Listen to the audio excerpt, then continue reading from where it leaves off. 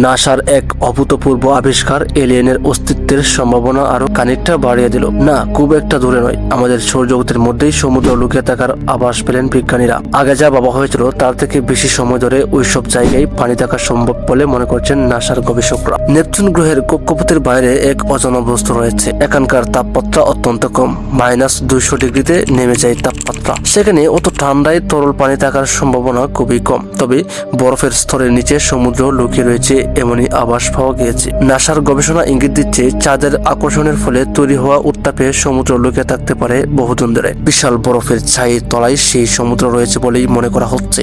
Neptune আর প্লুটোর বাইরে অর্থাৎ সৌরজগতের শেষ প্রান্তে রয়েছে সেই সমুদ্র।